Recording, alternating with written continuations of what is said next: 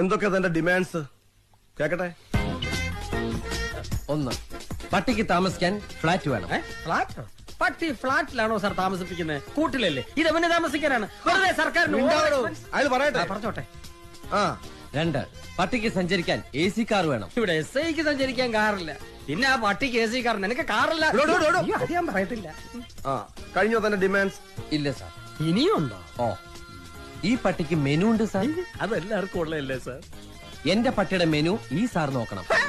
നിന്റെ പട്ടിയുടെ മെനു ഞാൻ നോക്കണമെന്നോ? നിന്റെ തന്റെ വിളിച്ചോണ്ട് കാണിക്കണം. സാർ അവൻ പറഞ്ഞു കേട്ടോ, ഇവന്റെ പട്ടിയുടെ മെനു ഞാൻ നോക്കണമെന്ന്. ഞാൻ ഇതുവരെ എന്റെ മെനു പോലും. Stop it.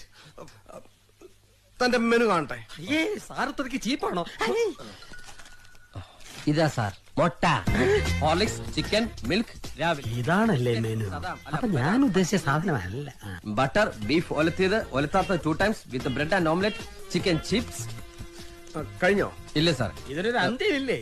സിറ്റിയിൽ 10 സെന്റ് സ്ഥലം ചോദിക്കും പട്ടിക്ക് അപ്പി ഇടാനും മുള്ളാനും. വേണ്ട, പട്ടിക്ക് മുട്ടാറാകുമ്പോ സാറ് ഒന്ന് സഹായിച്ചാൽ മതി. എന്റെ കുട്ടിക്ക് മുട്ടുമ്പോ ഞാൻ അറിയാറില്ല, പിന്നെ ആ പട്ടിക്ക് മുട്ടുമ്പോ പട്ടി എന്താ സാർ ഇൻഡിക്കേറ്റർ ഇട്ട് കാണിക്കോ? എനിക്ക് മുട്ടാറായി, എനിക്ക് മുട്ടാറായി. സാർ ഇത് ശരിയാവില്ല സാർ.